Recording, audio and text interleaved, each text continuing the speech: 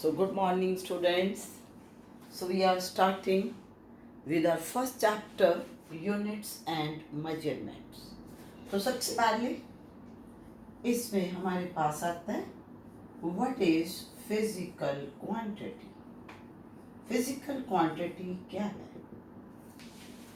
कोई भी क्वांटिटी जिसे हम मेजर कर सके, that is known as physical quantity. अब आप मान लीजिए ग्रॉसरी शॉप पे जाते हो तो आप वहाँ जा कर के क्या कहते हो कि आई वांट शुगर, तो क्या आपको पर्सन दे देगा? आपको बताना पड़ेगा हाउ मच. दैट मीन्स वो मेजर हो रही है. तो physical quantity, it is the quantity which is capable of being measurement, जिसे measure कर सके. उसके बाद आ जाता है कि अगर आप फिजिकल क्वांटिटी को मेजर करोगे तो obviously you want some unit. तो यूनिट क्या है? Unit is a standard of measurement. हमें पता है बेटा कि if you are talking about 1 kilogram sugar, तो यू नो कि 1 किलोग्राम शुगर कितनी होगी. तो अ स्टैंडर्ड ऑफ मेजरमेंट. अब जो फिजिकल क्वांटिटीज हैं इनको हम दो कैटेगरी में डिवाइड कर सकते हैं, फंडामेंटल एंड डिराइव्ड. क्या मीनिंग है इसका?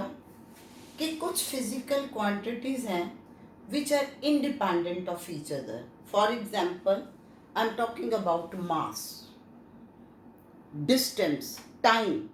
क्या मास डिस्टेंस के ऊपर डिपेंड करता है? क्या टाइम मास के ऊपर डिपेंड करता है? नहीं.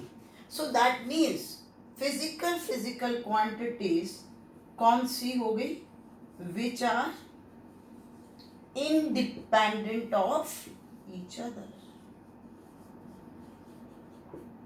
इन्हें हम बेसिक फिजिकल क्वांटिटीज भी बोल देते हैं. उसके बाद आ गया derived physical quantity. So that means those physical quantities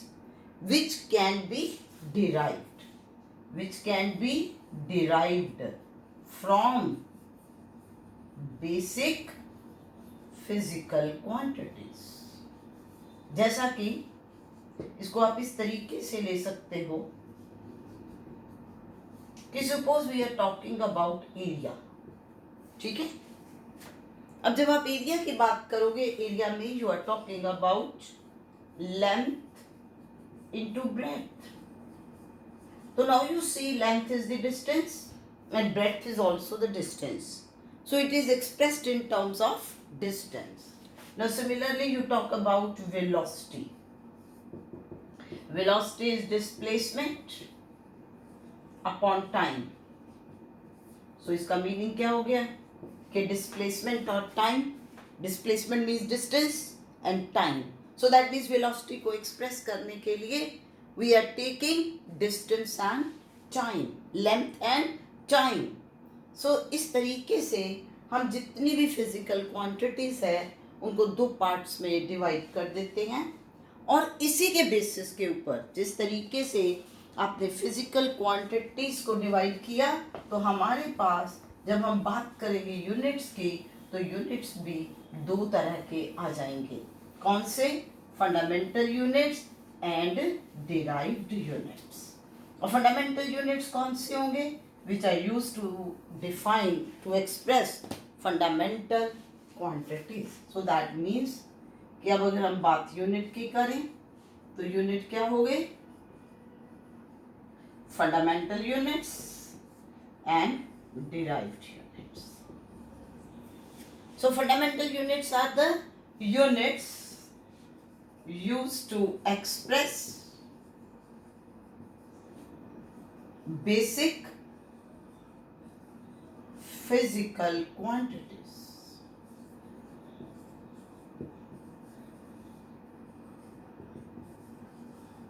और you can say कि these units will be independent of each other. अब derived units क्या आएंगे? The units of derived physical quantities, and these units will be derived from fundamental units. So derived units क्या हैं? Units which are derived from basic units, or you can say fundamental units. अब इसका example देखो. As we are talking about CGS system, तो CGS system में C stands for centimeter,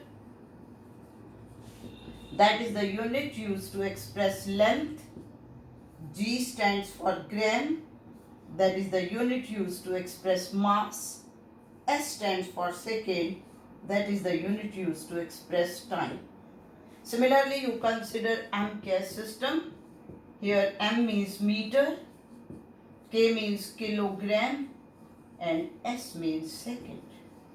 So ये आपके पास कौन से units बनेंगे? Fundamental units. These are the units used to express length, mass, and time. Clear? अब अगर आप बात कर रहे हो कि you want to calculate that what will be the units of velocity, तो क्या बनेंगे? अब आप velocity को लोगे distance, तो MK system में meter divided by time which is in second. So that means in MK system the unit of velocity will be meter per second. तो इस तरीके से जो हमारे पास यूनिट्स हैं हम उनको इस तरीके से ले लेते हैं. लेकिन अब यहाँ तक जो मैंने आपके सामने बात की, आई am talking about mass, distance and time as basic physical quantities. In actual practice, mass, distance and time are the basic physical quantities in mechanics. When we are talking about mechanics, all the physical quantities can be expressed in terms of mass, distance and time. But now let us say you are taking current, electricity. तो अब बात है current. तो can you express current in terms of mass, distance and time? Not. Temperature, तो ये क्या हो गए? These are also the basic physical quantities. तो कहने का मीनिंग क्या हुआ कि if we think of all other branches beyond mechanics, then we are considering SI system. SI system means Standard International System. Standard International System. In this system, there are 7 basic, or you can say fundamental units. कौन से हैं? Or you can also take it like this, that it is the extension of MK system. तो आपके पास पहले तो metre, kilogram और second आ गए. Meter, the unit which you are taking for the basic quantity, that is distance. Kilogram for mass, second for time. अब हम बात करते हैं current. तो current का जो SI system में unit है, that is ampere. अब आप एक चीज नोटिस करना कि if you know about current, now you can explain all the physical quantities, all the terms of current, electricity. जैसे मैं आपको एग्जाम्पल बता रही हूँ, चार्ज क्या है? Current into time. अब आप बात करो resistance, that is potential upon current, और पोटेंशियल क्या है? Work upon charge. तो सारा कुछ एक्सप्लेन हो जाएगा ना. इसी तरीके से टेम्परेचर, तो टेम्परेचर का यूनिट आ जाता है केल्विन. और अगर आप टेम्परेचर की बात कर लेते हो, उसके बाद थर्मोडायनामिक्स में जितनी भी फिजिकल क्वांटिटीज है आप उन सभी को एक्सप्लेन कर सकते हो. Then we are taking candela. Candela is the unit for luminous intensity. Luminous intensity means energy receive per second per unit area. कौन सी energy? Light energy. Then the next is mole. Mole is about the amount of substance. आप लेते हो ना 2 moles of hydrogen gas. So that means amount of the substance. So these are the 7 fundamental units. इसके साथ साथ there are 2 supplementary units. 2 supplementary units. Supplementary units में क्या आता है? Radian and steradian. अभी क्या है? Radian is the unit for plane angle and steradian is for the solid angle. Now you should know the meaning between the two कि क्या फर्क है. अब actually plane angle means the angle in a plane. जैसे मान लीजिए कि you are considering these 2 lines and this is angle theta between the two. तो ये angle theta कौन सा angle होगा? Plane में होगा. कब? If both the lines they are in one plane. जैसे suppose करो you are considering this table. तो टेबल के ऊपर आप 2 लाइनें ले रही हो तो वो एक ही प्लेन में आ गई, तो उनके बीच में जो एंगल बन गया that angle will be the plane angle. तो प्लेन एंगल के यूनिट्स क्या हैं? रेडियन. और उसके बाद सॉलिड एंगल. सॉलिड एंगल का कैसे मीनिंग है कि सपोज करो you are considering this sphere. ये क्या ले रहे हो? सफियर ले रहे हो. तो अब अगर आपने ये सफियर लिया तो ये इसमें जो इसका पोर्शन है that will be the surface arc. तो ये सेंटर के ऊपर जो एंगल बनाएगा that angle will be the solid angle. तो एक्चुअली आप इस चीज को ऐसे लो कि solid angle will be the angle in space. तो naturally this angle will be subtended by the this surface arc. तो इसमें कौन सी आर्क होगी? Surface arc. अब देखो बनाने के लिए मैं ये भी बना रही हूँ, मैं इसको सर्कल कह रही हूँ. तो ये सर्कल जो सेंटर के ऊपर एंगल बना रहा है this angle will be the plane angle. तो ये किसने सबटेंड किया? इस आर्क ने. तो यहाँ पर आपने क्या ली? Length of the arc. इस पॉइंट को दोबारा समझने की कोशिश करिए कि if I am taking this circle, हमेशा याद रखिए circle is 2 dimensional geometry. So now if you are taking angle subtended at the center of circle by means of an arc, तो वो arc जो है वो length होगी. ठीक है ना? और आपको याद भी होगा कि हम इसमें कहते हैं theta and radian is equal to L by R. L is the length of the arc and R is the radius of the circle. अब आप space की बात कर लो. You consider melon, watermelon. ठीक है? अब उसका एक बीच में से पोर्शन निकाल लीजिए, एक स्लाइस निकाल ली. जो स्लाइस निकाल ली वहां पर जो स्पेस बना वो क्या होगी? सरफेस आर्क होगी. That will not be the length. Surface arc बनेगी. तो वो surface arc centre of the sphere पे जो एंगल सबटेंड करेगी that will B solid angle. तो मैंने बड़ी सिंपल सी बात बता दी कि अगर आपके पास सरफेस आर्क है तो जो एंगल बनेगा वो आपके पास सॉलिड एंगल बनेगा and that will be in the 3 dimensional geometry.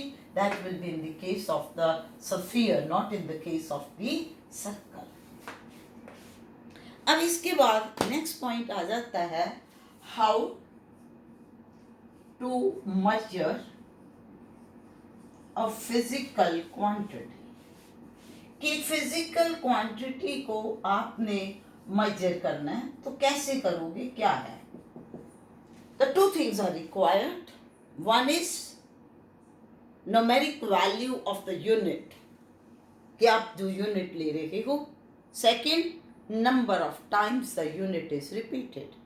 Suppose that I want to calculate length of this table, this blackboard, कि ये blackboard की यहाँ से यहाँ तक कितनी लेंथ है.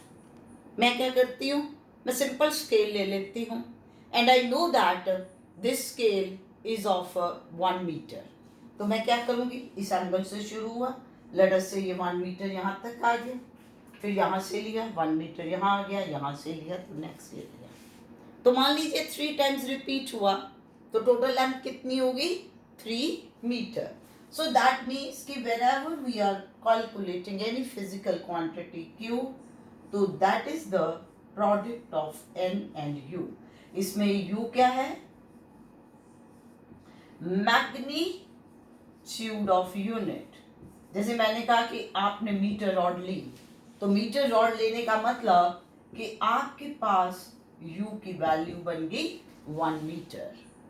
या ये भी हो सकता है कि आपके पास छोटी स्केल है ना, छोटी स्केल होती, तो मान लीजिए that is equal to 10 centimetre, तो आप 10 सेंटीमीटर देखोगे।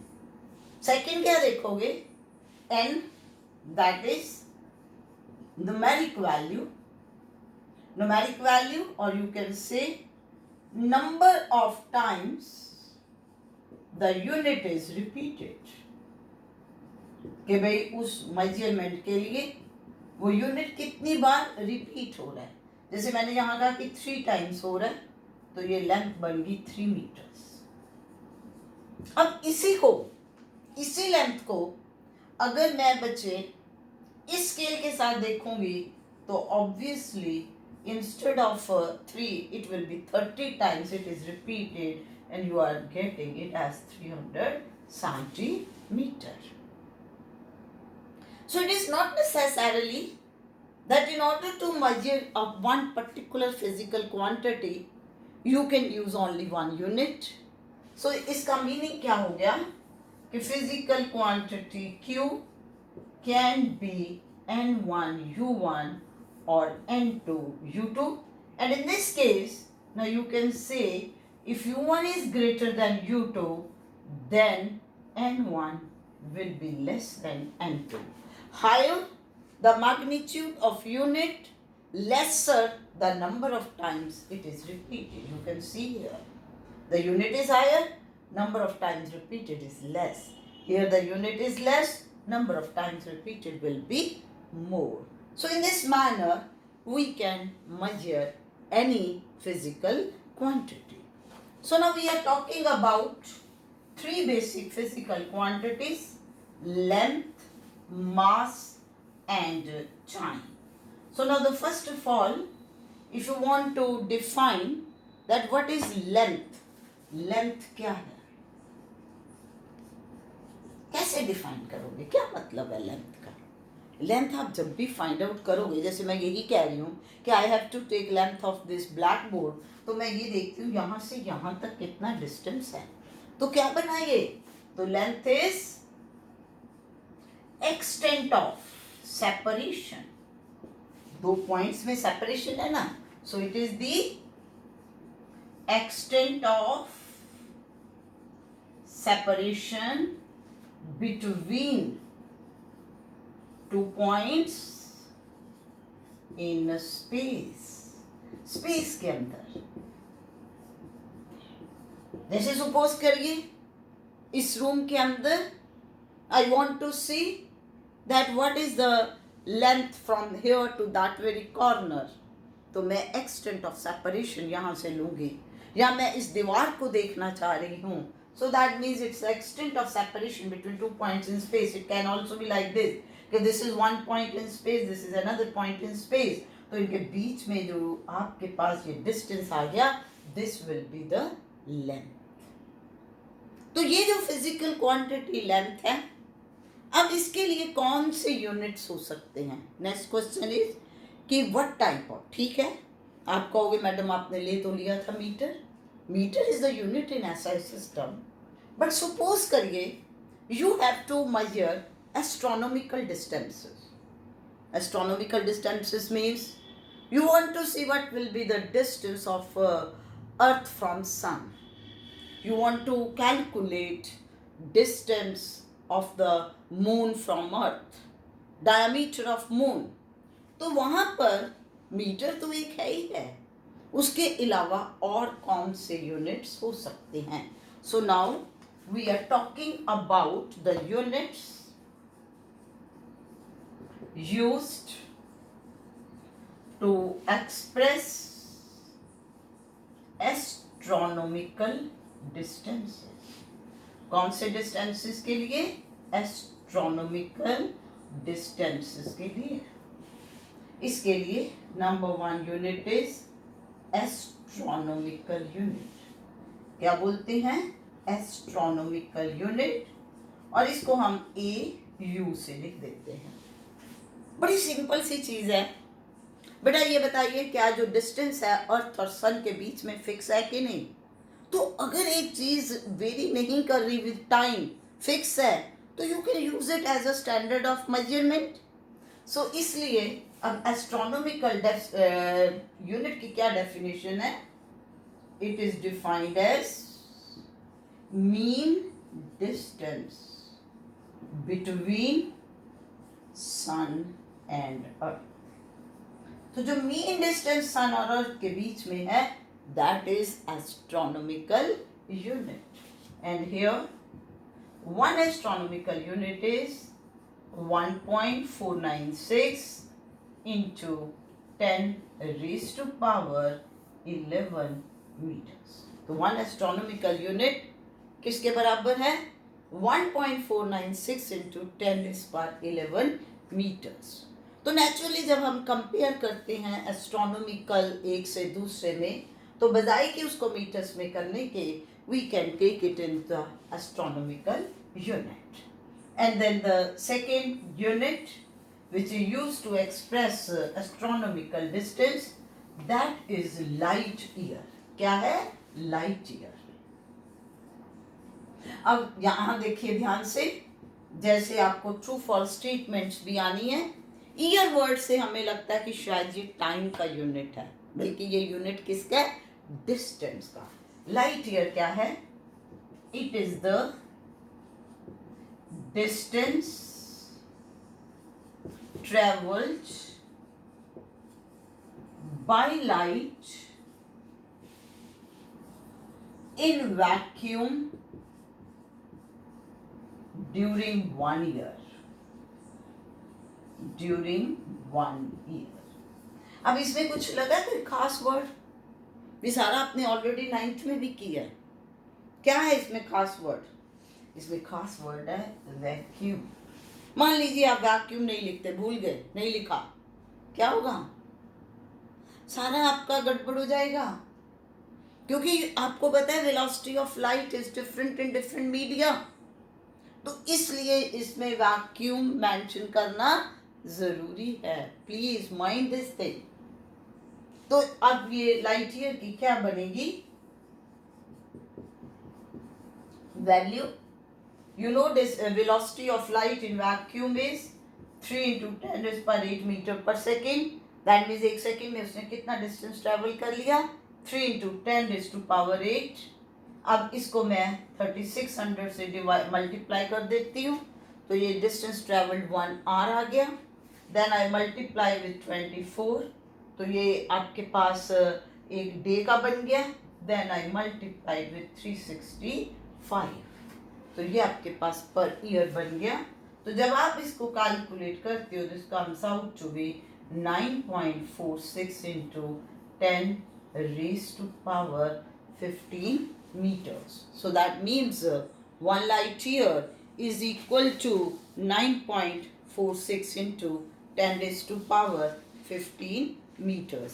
And then the meaning is of the parsec। The third unit is parsec। Parsec क्या है? 3 यूनिट है ये, तो 1 पार्सेक। तो parsec is, it is the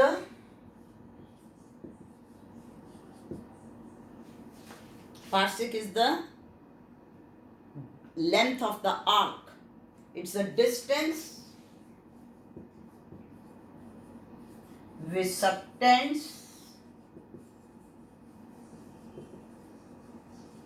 an angle of 1 second।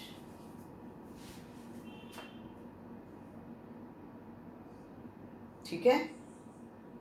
कौन सी arc? So it is the distance which an arc of 1 astronomical unit subtends। तो यानी कि क्या मीनिंग है बेटा कहने का इसमें? कि if you are considering this as the centre, तो दिस एंगल इज 1 second। ये 1 second टाइम का नहीं, एंगल का। तो 1 second is the angle subtended at the center by means of this arc. तो ये arc कितनी है? 1 astronomical unit. तो ये जो डिस्टेंस यहाँ से यहाँ तक आ गया, तो this distance will be parsec. तो इसलिए हम कहते हैं parsec is the distance corresponding to which an arc of 1 astronomical unit subtends an angle of 1 second at the center. So जैसा कि मैंने आपको अभी बताया था, theta in radian is equal to L by R. तो इसमें जो L लेंथ है आर्क की, दैट इज 1 astronomical unit, और you can say 1.496 into 10⁻11 meters. अब इसमें जो थीटा एंगल है दैट इज 1 सेकेंड. सो इसका मतलब कि हमें पहले इसको किस में कन्वर्ट करना है? रेडियन में. कैसे करोगे? 1 सेकेंड को 60 से डिवाइड कर दीजिए, ये मिनट बन गए. फिर 60 से किया डिग्री. इसमें आप ये यूज कर रहे हो बेटा कि 1 degree is equal to 60 minute, 1 minute is equal to 60 seconds. तो इसे सेकेंड से मिनट में आने के लिए 60 से डिवाइड किया, और मिनट से डिग्री में जाने के लिए 60 से डिवाइड किया. तो ये आपके पास अब एंगल जो है किस में बन गया? डिग्रीज में. उसके बाद हम इसे मल्टीप्लाई करते हैं पाई अपॉन 180 से. ये क्यों? क्योंकि हमें ये पता है pi radian is equal to 180 degree. क्या याद रखना है? Pi radian is equal to 180 degree. That means 1 degree is equal to pi upon 180 radian. तो इसका मतलब कि जो वैल्यू हमारे पास डिग्रीज में है, if we want to convert it into radian, तो पाई बाय 180 से मल्टीप्लाई करेंगे तो ये एंगल रेडियन में आएगा. अब यहाँ पर पाई की क्या वैल्यू लेनी है? 22/7. यहाँ पर क्या वैल्यू आनी है? 22/7. तो इसका मतलब अब आपके पास R इज 1 पार्सेक किसके बराबर होगा? L अपॉन थीटा के. L क्या लेना है? 1.496 into 10⁻11 अपॉन थीटा. अब थीटा आपके पास आएगा तो इसमें नेचुरली पाई मीन्स 3.14, 22/7, और ये सारा ऊपर चला गया 60 into 60 into 180. और अगर आप इसकी कैलकुलेशंस करते हो तो this comes out to be 3.1 into 10⁻16 metres. तो प्लीज अब आपके पास 3 चीजें आ गई हैं. क्या आया है? ध्यान से देखिए. You have determine 1 astronomical unit is 1.496 into 10⁻11 meters. 1 light year is 9.46 या 9.5 into 10⁻15 meters, and 1 parsec is equal to 3.1 into 10⁻16 meters. ये वैल्यूज आपको लर्न करनी है. ट्रू फॉल्स में या 1 मार्क क्वेश्चन में आपको सीधा ही वो पूछ सकता है कि give the numeric value in metres for particular unit. और अब आपके लिए जो मैं असाइनमेंट दे रही हूँ, कॉपी पेंसिल लेके अब खुद करिए. That is to derive relation between AU, light year and parsec. ये तीनों में क्या रिलेशन है, तो ये आप फाइंड आउट करिए. So that's all in this lecture. So next we will continue tomorrow. Thank you.